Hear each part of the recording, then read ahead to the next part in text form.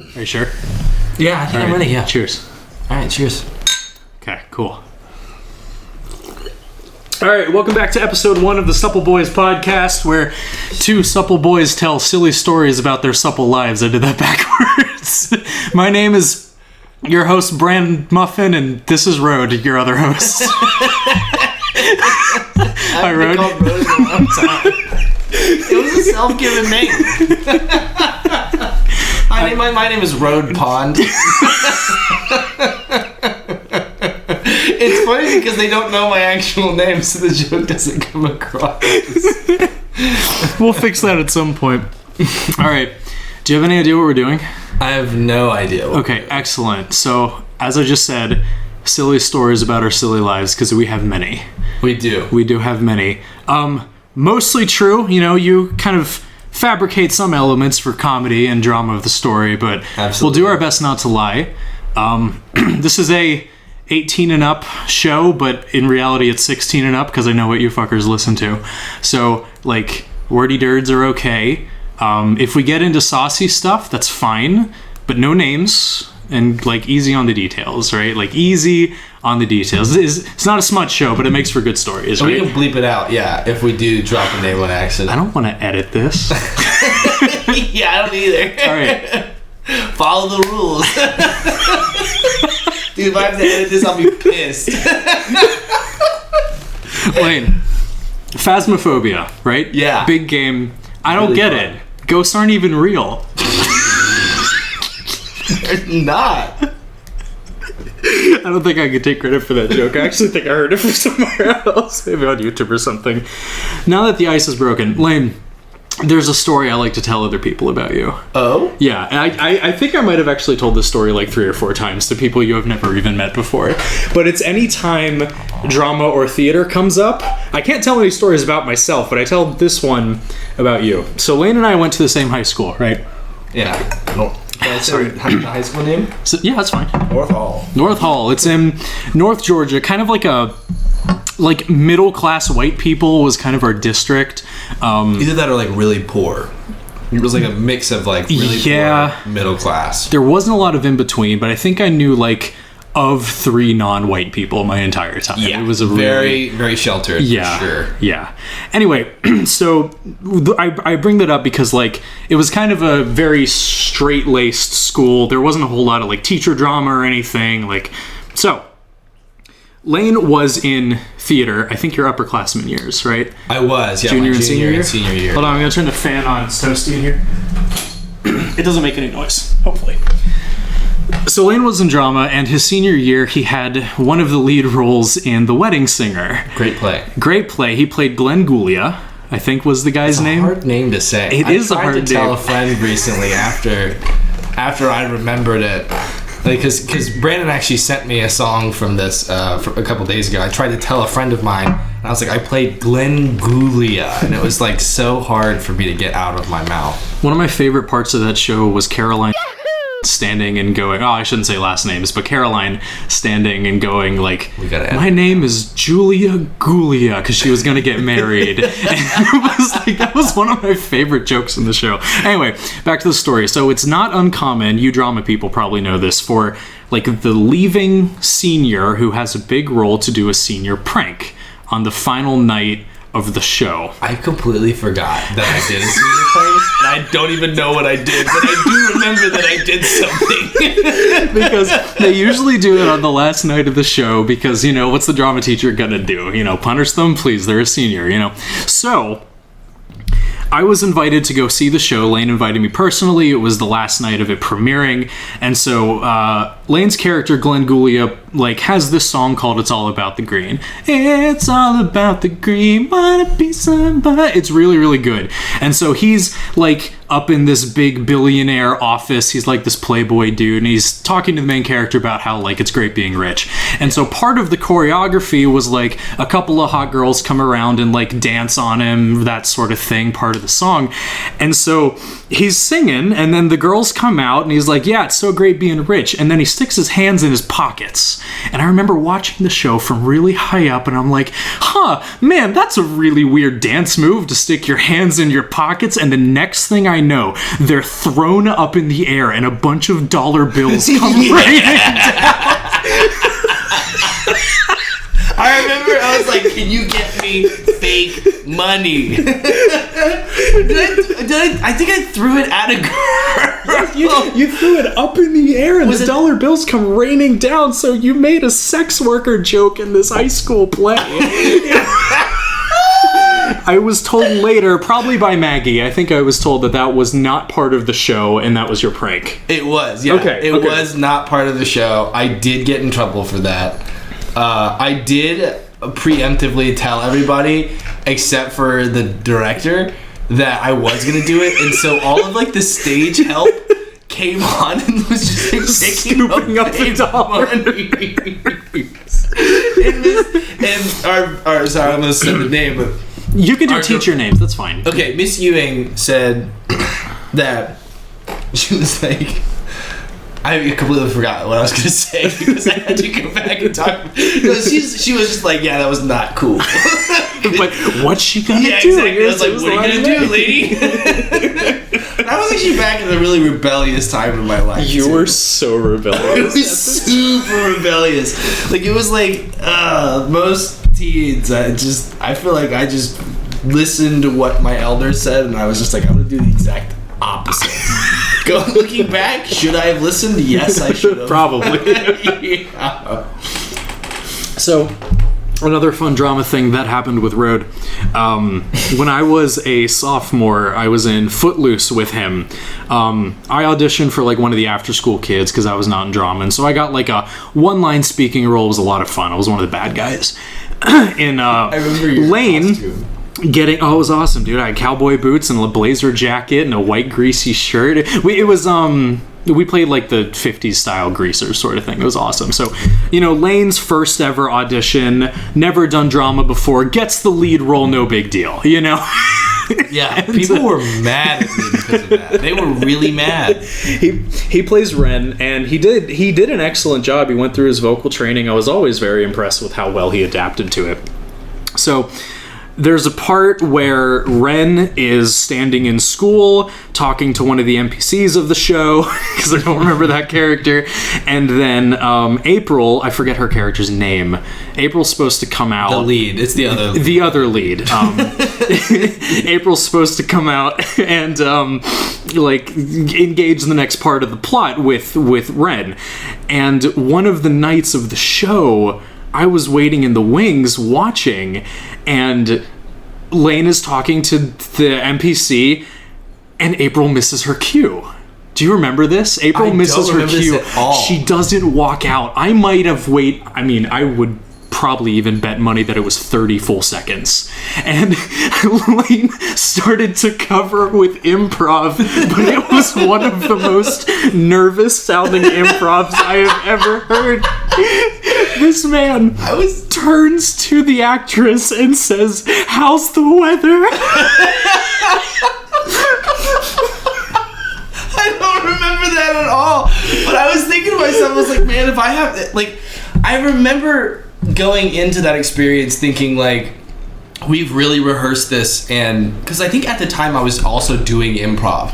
But the thing is, I think with improv, you really have to be in the mindset to go into improv, like, I'm going to improv. And so thinking back and remembering, I don't remember that happening, but I do, putting myself back into that situation, I was just like, yeah, I definitely would have caved. I definitely would have had a very hard time. I mean, it was your first show, and that's a stressful situation. Oh, yeah, sure. Was it the first show? Your first show was Footloose, yeah, I know. Well, I mean, I'm saying the first show. Sorry. Of the week. I don't remember. Solid 7. Solid. Okay, so we're drinking hyper fizzy Oh god, the audio readout of that was intense. Yeah, I'm so sorry. We're drinking these hyper fizzy seltzer waters right now. They're great. I don't think that was the first show. I really don't remember, but I remember you getting really into that show. You really got into character, and I remember you got like a note that was like, Brandon, yes, and you like wrote that. I remember that because you were just like, yeah. It was awesome. Like, I only ever did that one show, but man, being up under the lights was super cool. I definitely got into it, and I'm one of those people that thrives on praise, also known as a bottom, and getting praise from people that were like, you know, this was their class, they were drama kids, was super cool. Yeah, I was very into it. I remember the compliment that Miss Ewing gave you. Do you? She was like, you look like such a dirtbag. Oh, do you remember that? Wait, no, yes. She had me teach the other boys how to be a sexist dirtbag greaser. Yeah. I was really into it. Yeah. She was like, talk to the other people about being trashy. Yes, it was trashy. That was the word. I remember being like, man, out of context, that would have destroyed me. But I mean, like, you were just like so. Like, I remember just watching your face light up in that moment. Yeah, and I was like, and I think that was when you understood why I was eating it up so much too. Yeah, definitely. So, yeah, for sure. No, it's like when you do a show, there's something that happens. Even if you have, you know, one brief moment of spotlight, you're up front, just you, and it was awesome. Yeah, I like that a lot. I was thinking back yesterday because, like I said, Brandon had just sent me the song that I did as Glenn Gulia, and I was thinking about how much of a blur all of those moments were. Because the drugs, right? No, not just the drugs. Yeah, I get super into coke. It was method acting. It was method acting. Those were real strippers. Yeah. No, so I remember just it being such a blur. Like, I don't remember any of it. Almost none of it. I remember almost none of it. I remember rehearsals. I remember achievements. Like, there was this one time where I was like really struggling with hitting a really high note, and I hit it one time, and then everybody was like, yeah. Aww. And then like that was like really fulfilling. There Drama was like kids are so supportive. Yeah, they really are. They really are. As much as they share food. Yeah, they're supportive, and usually they support who you are deep down too, if they can find it. But that's the problem, man. They're all actors.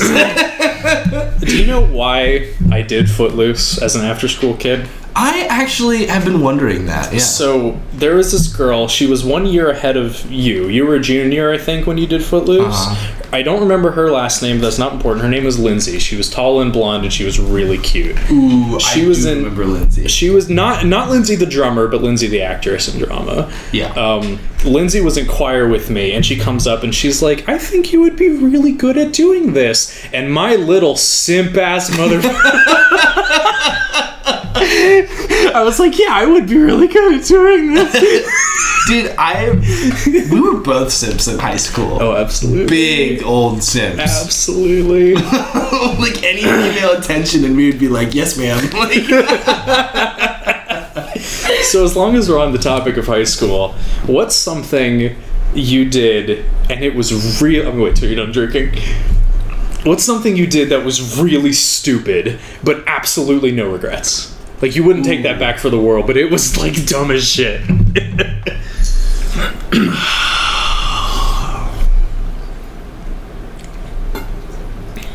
Oh, man, there's not really much in high school that I did that was dumb and stupid that I don't regret now. Like, oh, man, so many stories come to mind, and I'm just like, yep, I regret that. Do you want me to go first? Yeah, you go first, and then I'll try and think of something. In case you couldn't already tell, what we're going to do on the show is just ask each other questions, kind of take turns, and then whatever happens. So that's kind of the format here. Okay, Lane and I were in the Boy Scouts. And this was the first summer camp, because when you're a scout, you go to a week-long summer camp, and, excuse me. Excuse me. Do you want me to go first? No. Oh, that's gonna be hard. So when you get to be old enough in the Scouts and you're kind of done with merit badge classes, you do a different part of the camp called High Adventure. And Lane and I, I see him grinning. So Lane and I did High Adventure the same year, along with the older dude that we loved. Alex. What? Alex. No. That was the counselor. Oh, Michael David. Michael David. The absolute redneck corn-fed shitlord. I love him so much. Anyway, we do this High Adventure, and it was the first time that camp had started this new program, and it was like river kayaking, mountain biking. It was like a whole thing, and you go off campus in this like bus for a week. This like fucking U-Haul ass Amazon bus, driven by two 25-year-olds named Alex and Alex. Those were those counselors that they paired with us. Very straight edge, and one of them was definitely not. And I hung out with the one that was not straight edge. These people took 5 or 6 children, teenagers, and they were barely adults themselves, off campus traveling I think it was Tennessee, it was Skymont, traveling all around doing things. And so, okay, thing that I did that was stupid, but I don't regret. We needed all that backstory, I promise. We're camping out one night halfway to the mountain biking place, and we stopped by a church parking lot. And the church let us stay and camp out in their yard. Alex and Alex go to bed, and so we have our tents and stuff set up, but we're not quite going to bed yet. So we're hanging outside by the fire pit in this empty, dark church parking lot in the middle of bumfuck nowhere, Tennessee. The lightning bugs are outside, the hot bugs are making their noises, and Michael David says, have you ever sprayed aerosol bug spray into a fire? Do you know what's funny is when you mentioned the parking lot, I was like, he's about to talk about the aerosol spray. And we looked at him, we were like, no, Michael David. We should do this. As a matter of fact, I have not done that. So he gets up with that little like neck forward goofy grin he has, and he takes that bug spray and he sprays it in the fire, and it makes this really interesting effect. Don't do this, by the way, but it makes this really interesting effect where the spray catches on fire and it tries to travel up the spray into the can, to explode. But if you hold it down hard enough, the spray comes out faster than the fire can catch it. So the fire is just eternally burning in this one place in suspended air. And so we all take spraying aerosol bug spray into the fire, playing with our handmade Boy Scout flamethrowers. Again, children. And then Michael David says, did you know that if you spray Germex on the ground, the liquid kind, if you put Germex on the ground, it'll burn for a while? And we were like, cool. So we go over to the parking lot, which is about maybe 20 paces from the campfire. We go over to the parking lot and we draw a dick in Germex. This is about the point where I tapped out to start watching, because, like, as Lane said earlier, he got rebellious. I was kind of goody two-shoes most of the time, except in my basement. And someone, I forget who it was, don't worry about it, someone lights their aerosol spray, carries the flame like the goddamn Olympic torch. That was me. Like the Olympic torch, running through the grass, trying to make it to the parking lot before his arm gets blown to pieces, and he lights the dick on fire and then lets go of the can, and it goes away. So all 5 of us are standing in a circle, staring at our effigy to sin as the flaming dick burns the alcohol away of the Germex. And then we realize, all at once, that it's left a black stain. It did mark up the parking lot, and we were there on the church's dime. They fed us too. This is after Alex bought us cigarettes. Oh my god, I forgot about that. Cigarettes outside of the back of the church. I forgot about so that. we left the church with a dick in the parking lot and cigarette butts. behind the chapel. These two counselors had no business taking children away.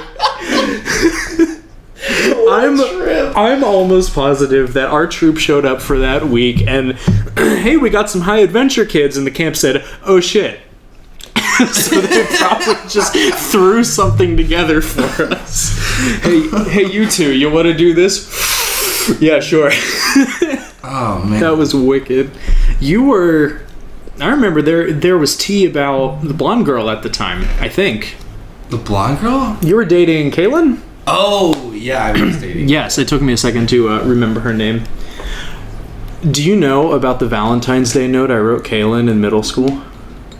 I did know that. Yeah? I did know that because when I told her that you were my best friend, she'd mentioned that. I don't remember what she said. Oh, she remembered all the way. She was like, that's we love wholesome. Brandon. No, she's really, really sweet. She's a really, really sweet gal. Wholesome. So whenever I did mention that, whenever I did mention that we were best friends, she did bring you up and she said that you were an angel. Aww. Yeah. I tried to be. Except in the basement. So I guess it was in the 7th grade, and I had a literary teacher, and looking back, this was a dick move on the teacher's part, but on Valentine's Day we had to write notes and give them to someone else in the class. And it was a long time ago. I don't remember what I was thinking, but I was like still learning how to have crushes on people, I guess, which was you were kind of a late school. bloomer with that. Very much. very, very much. Don't worry about it. This is what happens. Very, very much a late bloomer. Worked out in the basement though, and so I remember the note I wrote to Kaylin was like, "Happy Valentine's Day. P.S. I'm not asking you out. I just want to get to know you." Which, like, looking back, let's assume you take two characters out of context. Imagine if the girl did have a crush on him, and then he writes her a note that says, I'm not asking you out. Oh, man. Yeah, she thought he was super sweet. Yeah. I did think of a thing that it was really dumb of me. Okay. That I don't regret at all. Okay. It's definitely a more serious tone than your story. All right.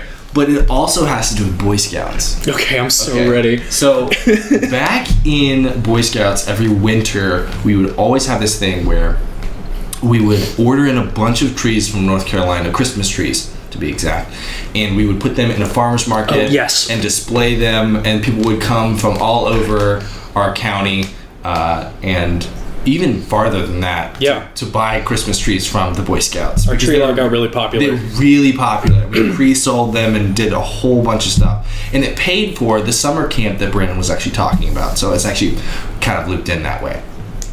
One of our scout leaders was a cop. Yeah.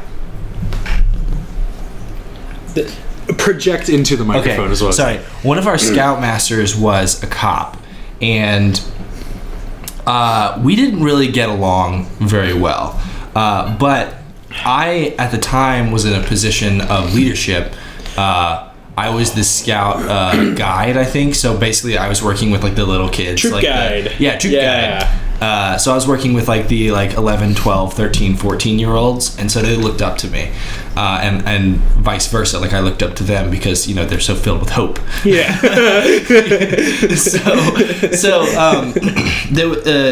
And I should say that when we were working on this Christmas tree farm, it wasn't like we were paid. It was all volunteer. I mean, we were paid with summer camp. The summer camp thing and everything, but tension was very high.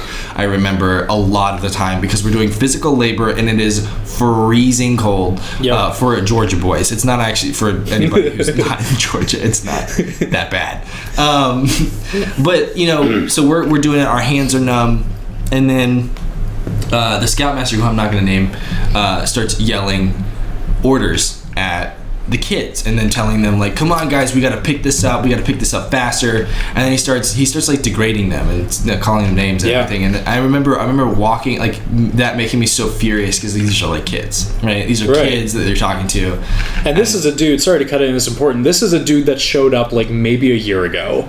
before he's earned the respect enough to bark orders. Right. And he's not helping either, which was No. he was standing there barking orders, and so I got up in his face and I was like, hey, if you're going to sit there on your ass, why don't you get up and start helping us? How old were you? Barking orders. I think I was 17. Oh, Well, like I said, at this point in time, I'm extremely rebellious, and like any kind of authority just made me mad.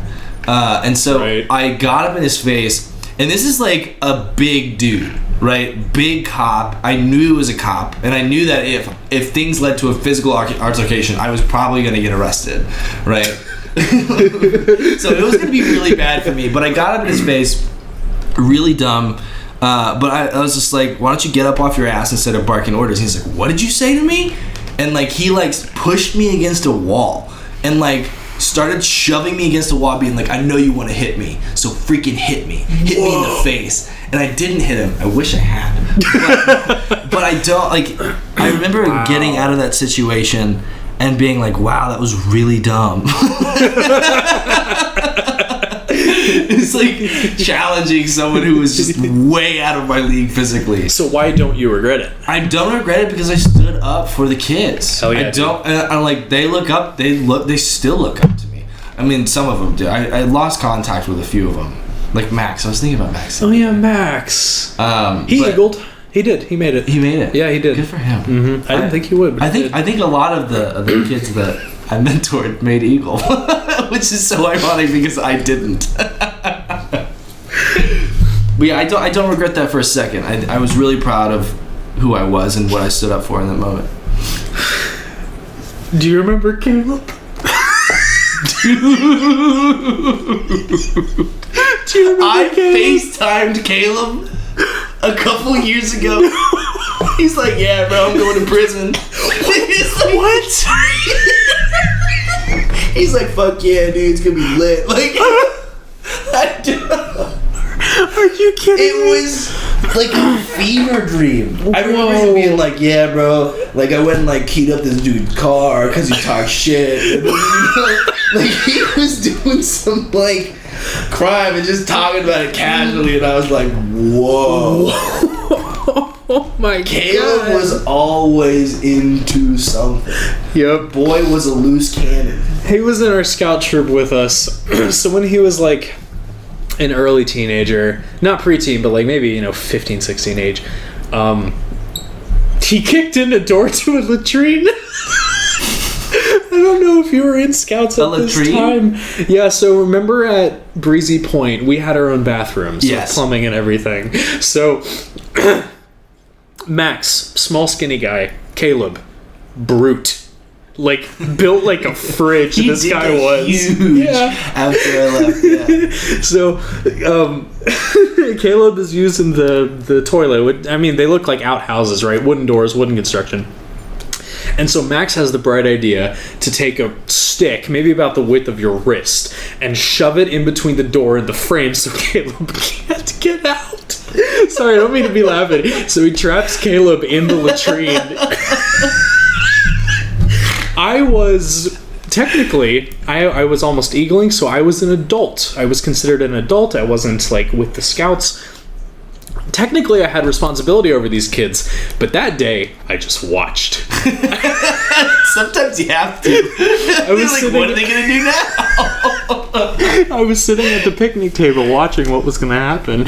Max shoves the stick inside the door. Caleb starts shaking it, and I hear the door go vroom, vroom, vroom, vroom, vroom. Caleb, of course, shouting, probably some obscenities, I don't remember. I just remember he was shouting, and then Max starts laughing. He goes, Max, take it out the door! And Max goes, no!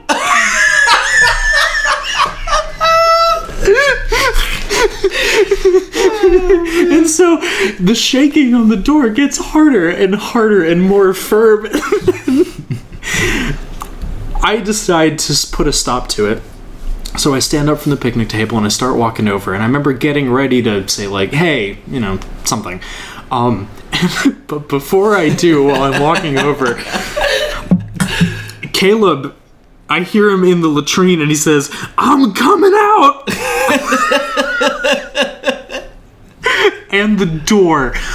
flings its way open at the pressure of Caleb's boot, who has kicked in the door from inside of the latrine. The door swings open, slam against the wall. Out comes the stick and the handle.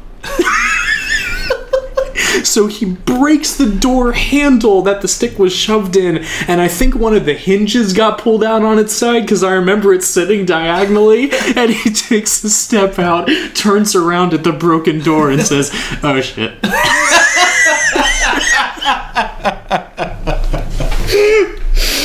Oh man, I was not around for probably that day one of the biggest dressing downs of his entire life up until that point. But that spawned a recurring joke at that camp called "No, Caleb," which was a children's book. Which was a children's book they were going to write about everything Caleb did. And someone comes in and says, "No, Caleb." That is so on brand for him. Yeah. I wish that I remembered all the other crazy stuff that he did. I mean, I would always remember he would always buy the dumbest stuff at the latrine. Like he was the kid that like would go to the canteen the first day and blow all of his money, and then he'd be like, "Yo, can I borrow $2?" Like. Yeah, he man was. had no impulse control. He was always doing the most. I remember he came back with like trading cards from the canteen one day. That was great. Oh, that was so good. Yeah, oh man. I was about to say hope he's doing well, but apparently he's not. He's in prison? No, Caleb. Caleb, if you ever hear this, I'm sorry. I'm just on a laughing roll. I don't mean to laugh at you being in prison. That's not what I'm laughing about. I'm laughing about the children's book we're going to write about you. No, Caleb. Oh man, do you remember John? Which one? The one with the cut off finger.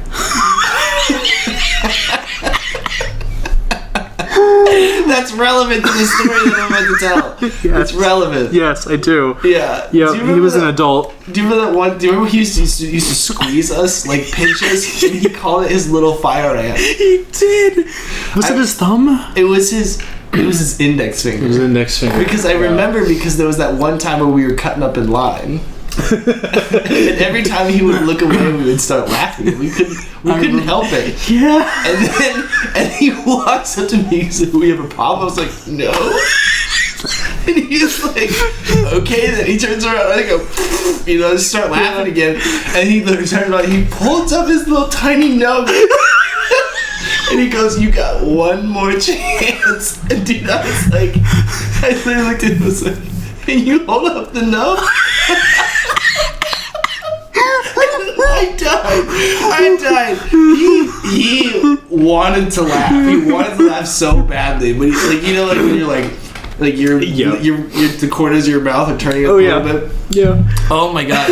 He said everybody else go to breakfast. Lane, Austin, and Jeremy, you stay back. Yeah.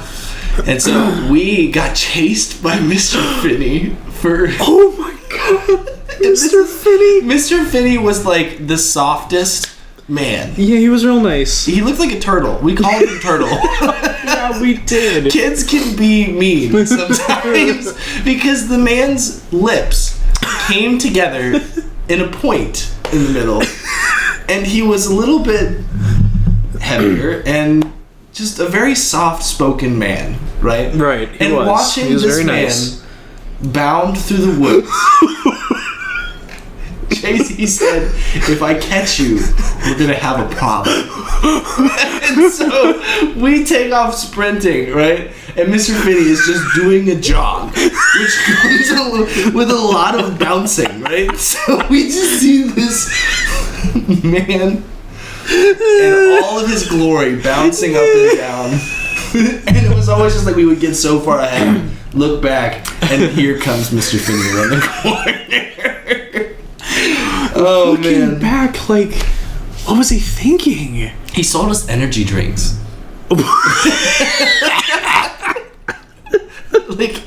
Like he was like, I'll sell you energy drinks for $3 a pop, and he sold it to kids. Oh my god. Was capitalism on it, but it didn't have any caffeine. It was just like B vitamins. Right. Yeah, he sold us vitamin water, basically. That's really funny. Dude, Scouts was a blast. Scouts was a blast. I just wish I rememred more of it. It was all the drugs. Yeah, It was all the coke we were doing.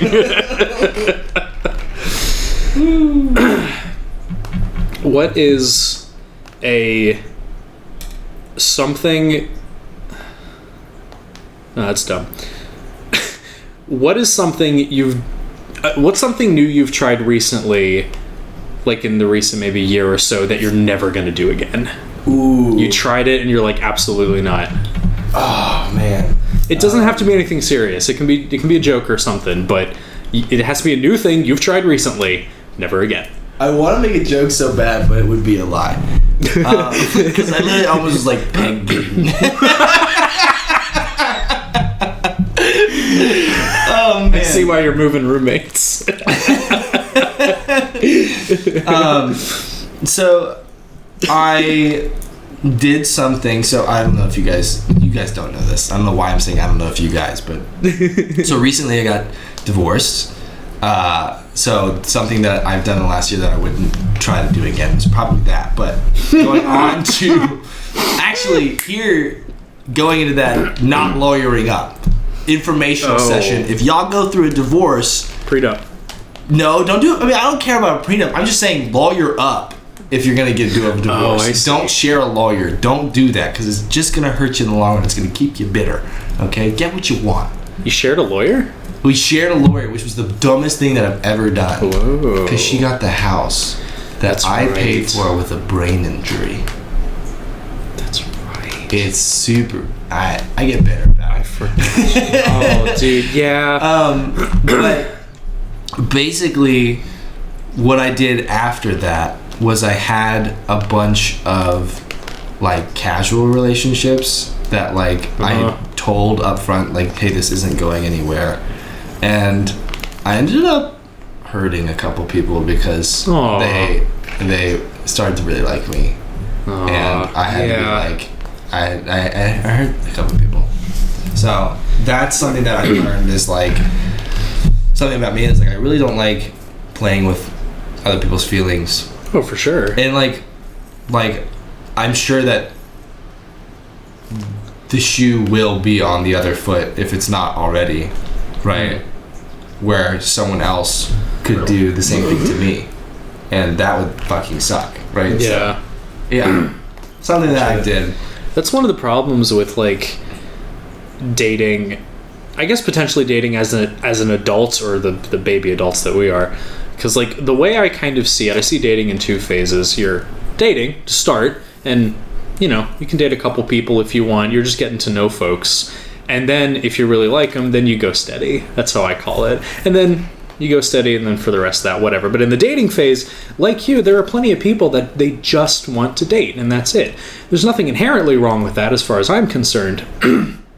But it can really, really easily lead to that if both people aren't on the same page. Yeah, exactly. Yeah. Yeah, and so like I mean like it's not saying that I don't want to like date like casually again. Like I'm sure that eventually I will do that, and it'll probably be, you know, just as probably be a similar experience. But I mean like I think that I'm just gonna be like very upfront, like, hey, this will not go anywhere. Yeah. Right? And just really set that expectation. Yeah. And be more firm in that. Definitely. I love what you said about the baby adults, though. Like, Yeah. that really resonated with me because I feel like adulthood is like kind of crazy because we've both hit like adulthood, and it changes things, right? Because the other day I was just talking about how crazy it is dating now versus dating when I was in high school. Because you got to see them every day. That's a big part of it. You get to see them every day, but you're looking for different things. Like in high school, you're looking for love, you're looking for passion. Yeah. You're looking for someone to hold your hand and pay attention to you. Yeah, among other things. But I mean, like, it's just different. Like, you're willing to make compromises in places that you would never make compromises for at 25, right? Like, huge compromises on work ethic and like ambition and leisure time, right? Yeah. Like, huge things that like go into a relationship that you're doing like now. Like me, like all of those things are super important now, you know. And Right. it's not a matter of, you know, oh, I like this person enough. It's like, hey, can I successfully live with this person? You mean like, I guess, time compatibility, maybe? How you choose to spend your time? Is that what you're going at? Like I mean, like that, like financial compatibility, like like, you know, just like a whole bunch of like a slew of other, and like sexual compatibility. I mean, like, Yeah, it's definitely. it's all encompassing, and you have to take it in.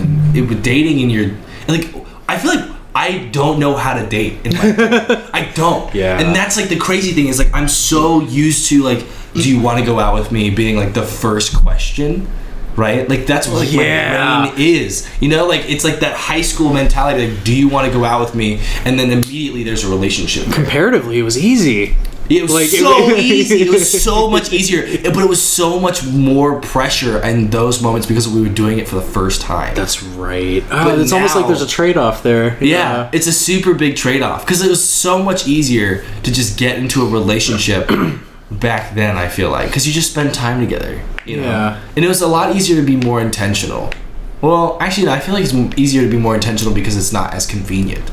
Because now you have the opportunity, like in early adulthood years, you have the opportunity to be intentional because it's inconvenient. So you have to go out of your way Oh, to be I see. intentional. Do you get what I'm saying? Yes, I do. So- I mean, you're living in different places, you know, taking time out of your day to drive over and stop by and bring him a McDonald's Coke. Like, that's meaningful. You made a sacrifice for it. Yeah, there's more to sacrifice at 25 than there is at 18, right? So, I think that intentionality is like a huge portion of dating in your 20s. Definitely. Like, well, late 20s, I guess, or later.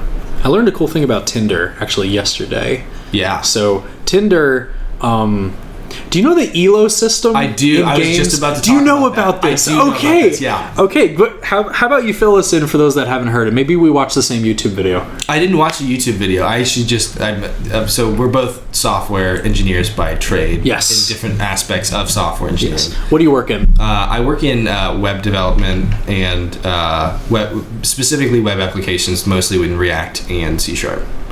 So You're doing C#. Oh, that's I sick. am. I actually didn't know that. yeah, Cool. I just got the new job, so I mean, That's right. I just moved over to C#. That's right. Okay, about the...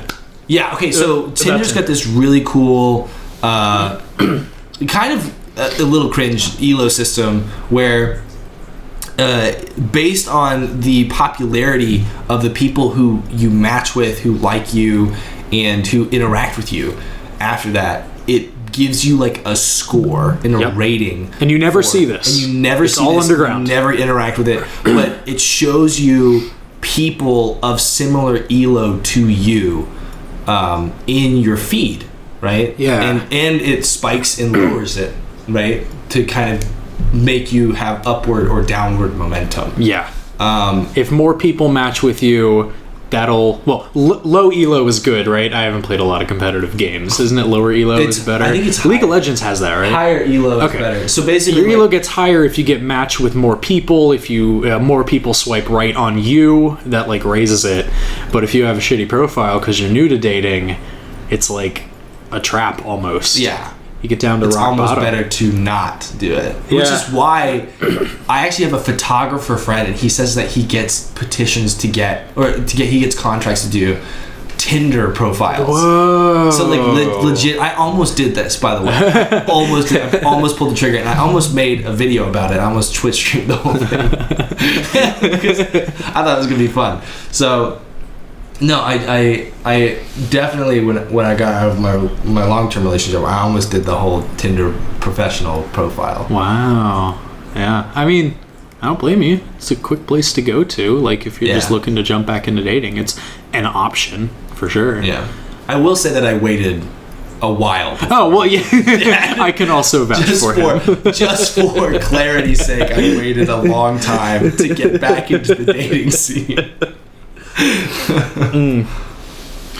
When talking about early adulthood, I went through an interesting transition recently from being absolutely dirt broke to kind of getting somewhere, right, to not having to worry about rent. By the way. Thank you. So when I say dirt broke, I'm not talking about homeless. I'm not talking about in danger or starving. If I ever needed to, I could go to my parents with my tail behind my legs and say, I need rent money.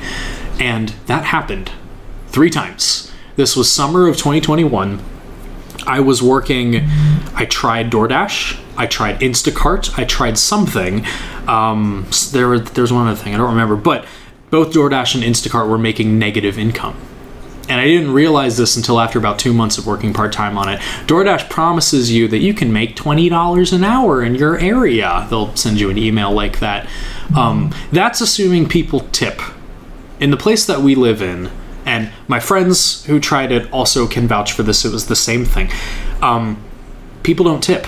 Our area has a lot of low-income housing and apartments, and I think that might be why. But in DoorDash, when you place an order, it automatically has $3 like pre-selected for you as the tip, and the drivers keep 100% of it, or so they say. And you can hit the $3 button, the $5 button, the $7 button, or you can hit other and manually type in the number 0 and then place orders. I did DoorDash for about, I think maybe it was 2 months. Most of my orders did not tip. Wow. And so I was like, incredible. Yeah, no, but so I went to Reddit and I was like, hey, is anyone else going through this? And the guy's like, no, I live in LA and I make 20 an hour. I live in New York and I make 17 an hour. Oh, it is our area then. Yeah. Okay. Most people go into other and type in 0. And it was, so I did an experiment. I worked 1 week full time, 8 hours a day, DoorDash. Between all the gas and everything, it was negative income. And I realized that far too late. Damn. For 3 months, I had to go to my parents and say, listen, I only have $200. I need the rest of rent money. I'm so sorry. And you might be thinking to yourself... This is all while you're doing your own startup, by the way. Yep. Like, he's being very humble without, not saying that he's actually running a successful startup, and it's a great idea. Investors, hit him up. So, yeah, you might be asking, like, why didn't you just go out and get, like, a part-time job or whatever? Because a lot of people are hiring after COVID started to let up. I could have, but I was dead set on starting the small business I'm working on at the moment, and I was waiting for the first client to give me the money. That whole summer, the 3 months I was not doing very well, was cheaping out on food, all that stuff. I was waiting for the clients that promised me a job. No, we don't have the money yet. We're waiting on the contract. We're waiting on these people. These people are great. I'm working with them now and they're lovely people, but it's a school and the money moved at the rate of the educational system. Yeah, absolutely. Yeah, absolutely. So I was just kind of waiting. I probably could have gone and got a part-time job. Probably could have. But I was very focused on using my spare time to, build prototypes for the company and that sort of thing. Being poor was hard. Worrying about rent money was hard. I didn't buy any video games because I didn't have any hobby money, really. There was 1 month where I went out with my Twitch streamer friend, Michael. On Twitch, he's Twin, lowercase with 3 underscores. Great channel. I went out with Michael, and because he was going to Texas to move, and he's like, hey, I want to hit you up, me and my brother, and we'll hang out on our last day before I go to Texas. And I said, cool. We went and shot bows and went to the sushi factory. And I didn't tell anyone at the time, but that was like a $40 day, probably, is the bows and the sushi factory. That was my fun money for the whole month. Yeah. The rest of it was groceries and McDonald's and potato soup, and then what little I had of rent. So I guess I kind of tell this dramatic story. I've been taking up a lot of airtime. Sorry. I guess I tell this story because if anyone else is going through something similar, ask for help, man. Like, no matter where it comes from, family or professors or whatever, I couldn't be where I am now without a lot of fucking help. Yeah. For sure. And if you got people that are close to you and people that care about you, you would be surprised how helpful they can be if you just ask. Because no one will know if you don't ask. I love that. I actually have something to tail on to that. Is that you and I are such good friends, but internally we're such different people. And like, I love that about our friendship. I adore it, and I there's a lot of great things that I really respect about you, and that is actually one of the biggest ones, that you're willing to ask for help, and that's something that I actually really struggle with.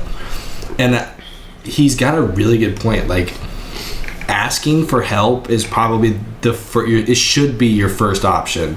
Because I remember in college I was going through the exact same thing. It was like I was always a day late and a dollar short. I always felt like that. And I mean, like, I made some really dumb decisions because I didn't ask for help, and I always put myself in terrible situations. Like, Oh, I forgot about that. Yeah, I didn't know until like a year ago when you told me. Yeah. I remember there was one time where I called you my senior year of college, and I broke down on the phone and started like crying. I remember calling you, and then you were like, and you said the most transformative sentence that I think I've ever heard. I don't know about this. And I said, do you think I need to go? So I was breaking down because I was so stressed. I had just come from and I was in the car, and I was driving on my way home, and it just hit me. Like, I started having a panic attack, and I was like, I don't know who to call. I don't have anybody to call. And I called you, and I said, I'm going through so much in my life right now, and I don't really know what to do. Do you think I should go to therapy? And you said the most transformative things. He goes, Lane, if you're asking me this question, you should have already been going to therapy. Oh no, I don't remember this. And it was... What happened to me? It was probably... it was the thing that got me turned on to therapy, and it turned my life around. It really did. It really did. It got me a lot of...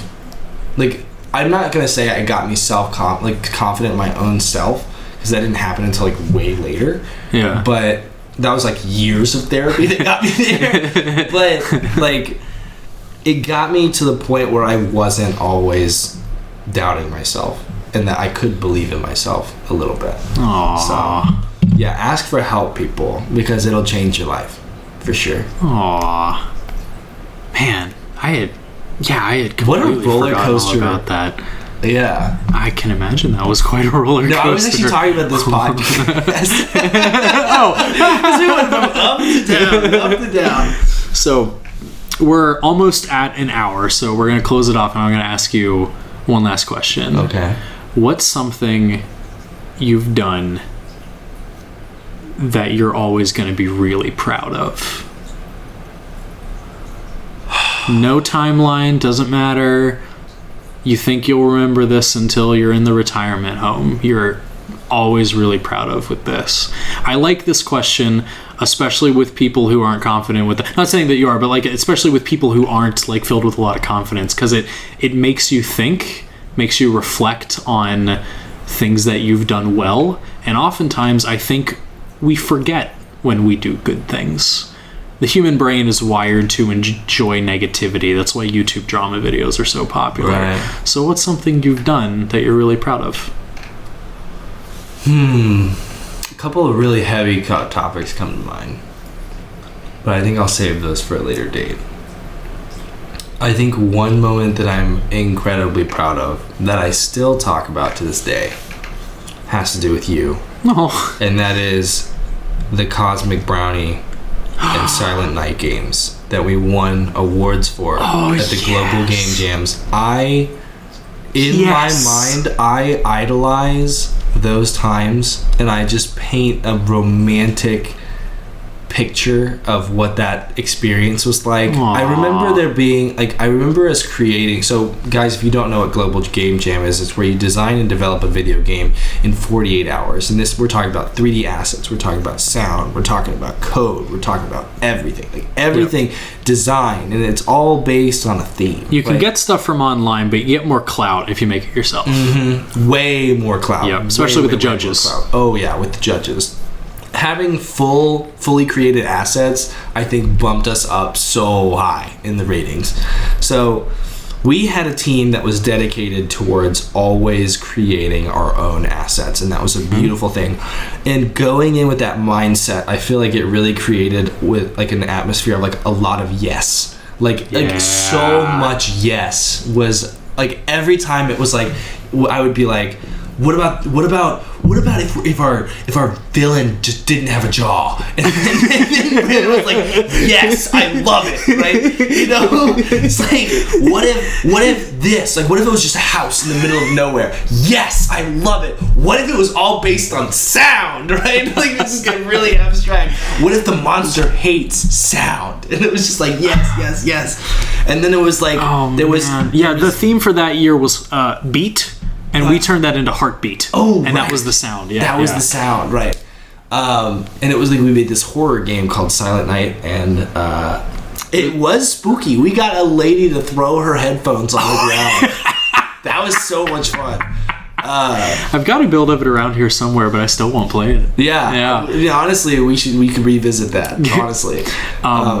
If I can interject for just a second. I don't know if you knew these boys. They were my great friends of mine in high school. Chris Calvey and Ryan Frizzle.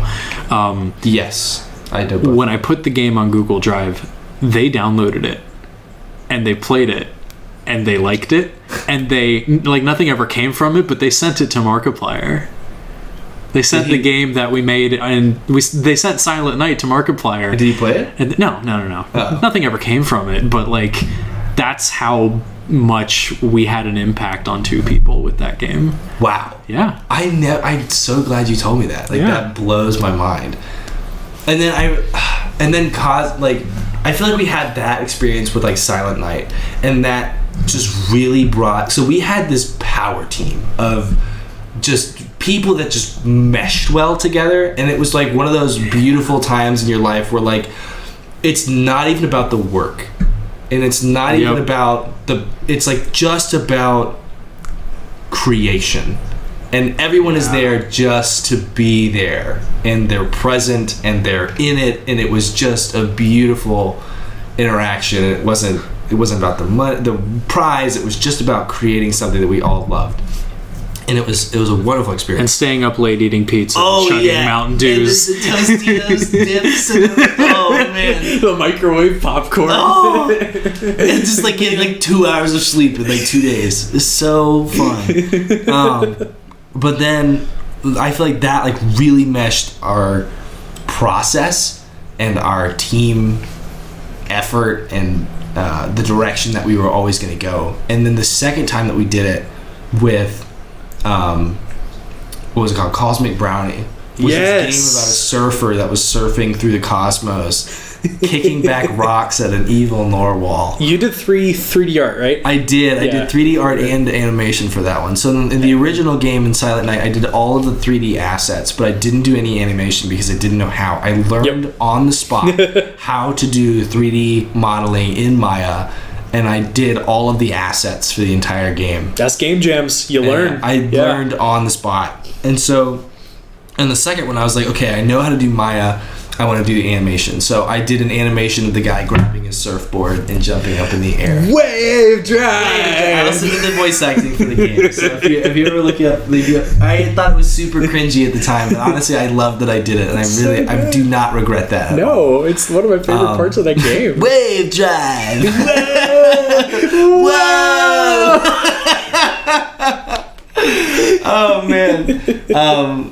Yeah, and I remember going. It was shared on Facebook recently, and I remember commenting on it and being like, I remember that there being like, I know that I said we had yes in Silent Night, but I feel like what Cosmic Brownie was just literally everyone threw their ideas at a board, and it just came together. It was great. It was great. You, me, Casey, Claire, Dustin, Melissa, and Duncan. Duncan was with us for like one of the days, and he did some coding. Yeah, man, Null Interactive. That was the dream team. Null Interactive. Look it up on YouTube. You can see the work that we did. And then you were involved a little bit with Tricolor. You made the 3D models for pipes, and then you had to dip because you were busy that weekend. But I was doing senior project. Yeah. Yeah, I was really, really busy. That was the VR one. Yeah. Yeah, it was super cool. I really wish that I could have done more on that one, but yeah, I was you were busy. Senior project. Yeah. I get it. You had a software engineering degree to finish. Yeah. And then I got appendicitis on the way to the internship. Oh my god, I forgot. Yeah. We can talk about that next time. Dude, we totally can. I would love to. Can I share something I'm proud of? Oh yeah, go ahead. So, my degree is in game development, and I was the one that coaxed Lane into doing the jams with us. You did. Because I remember you were like, no, I don't know anything. And I was like, just come in and do it. Just come in and learn. So part of the game dev degree, of course, I wouldn't change it for the world.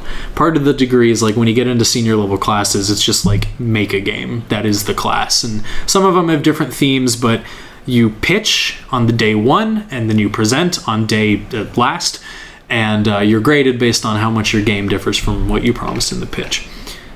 I made a game alongside of all of those classes. Took me, I think it was 11 months. It's called Ninja Couch Party. Great game. I didn't realize it until many months in how similar the name is to the band Ninja Sex Party. I promise you it's not. Anyway. Which coincidentally you were into back then. I love it. I still love Ninja Sex Party. I don't know how I didn't put two of it as Freudian, I guess. Anyway. I made this game on my own time, many Saturdays. That's just what I did, you know. I mean, we didn't really go to a party school, but I wasn't much interested into the party scene anyway, so I spent my Saturdays in my room drinking Monster and programming. But I did the pixel art, I did the code, I did the design. The only thing I didn't really do was music and sound effects. I had friends do that. And 11 months later, I released it. Now, those who watch my YouTube channel, you already know this story from one of the videos I did, but when I released Ninja Couch Party, put it up on itch, and then of course, you know, when you do something, you ping all your Discord servers, you kind of cross post around, you know, we all do it. The first bit of feedback I got, like the first comment from someone when I released this game that I put my blood, sweat, and tears into for 11 months was, that artwork looks kind of rough, buddy. Yeah. That was the first thing I heard. And it was a ping. He added me and said, that artwork looks kind of... And I was mad. I was really, really mad. I went to some of my people and I was like, did you fucking see this shit? What the... I know that we talked about this earlier, because I remember that I had some constructive criticism about the art, like on the very first. This is before it was ever released. Oh, that was early, yeah. Yeah, it was super duper early. And I actually thought you were talking about me in that, and I was in the video. I was like, I'm so sorry. And then you reminded me of this guy who will remain nameless, I'm sure. He's just a Discord dude. Yeah, exactly. And I remember after you told me that you came to me and you were like, "This is what they said." And I remember I looked at you and I was just like, "Don't even pay any attention to it, dude." Yeah. It was a great game. We used to play that game. Like, for fun. Like, you know how like you want to play it after this? I have it on the computer. Actually, yes, I do. So like people, you know how people come over to play Smash Brothers? Like, we would come over to Brand's place to play Ninja Couch Party with 4 people, because that was the beauty of it. Because you always played with 2 people, but when 4 people played, it was insane. It was so much fun, and it was a beautiful game. Beautiful. Well, game. thank you. You need to do a YouTube video. Have you done a YouTube video on it? No, it's fine. And then do like a download link. But the pride of the story that I'm trying, it was not necessarily like making the game and finishing the game. I mean, of course, I'm proud of finishing it, but it was learning how to get thick skin from that. If you're a creative if you're an artist, content creator, I don't care. If you make things, you develop thick skin at some point if you put it on the internet, and it's just a matter of time. Because it's so easy for people with edgy anime profile pictures to leave a shitty remark and then keep scrolling and, never think about it ever again. But you do. Because you get the notification straight to your pocket, straight to your inside personal bubble, and it's someone attacking you for something you worked really hard on. And it was with your help and the help of people that, played my game while I watched, and that I'm really happy with how, I guess quickly I was able to move on from what at the moment was very, very earth-shattering. I remember I was questioning, do I even want to make games anymore if it's just going to be like this? You were really hurt by that. I remember it being a big, big blow. I know it sounds really dramatic, and to some of you listening, you might be like, dude, come on, it was just one bad comment. Yeah, that's the point. It was just one bad comment, and I'm really happy that I was able to then grow that thick skin from it. Yeah, a lot of people don't realize that we're people too. Yeah. We are people with feelings, and when you bash our hard work and our sweat and our tears. Someone called me campy on Twitch. I was just oh. Wait, what does that mean? Is that a tiki-taki word? Over the top and oh, okay. Yeah. I'm sorry I said tiki-taki. It destroyed me. Aww. Yeah. Because campy implies being fake on purpose, I guess. Yeah, no, actually, that's actually the biggest feedback that I get from other Twitch streamers. They're you're a character, right? Yeah. And I'm no. I'm just a part of myself, That's a great conversation, and we'll have to get into that next time. Unless you had a thought about you wanted to get out. Okay. Well, thank you for listening to episode 1 of the Supple Boys podcast. I hope you enjoyed it. We'll make another one eventually. Yeah. At some point. Yeah. Anyway. Later, dudes. Yeah, bye, you kings, queens. Get out of my house.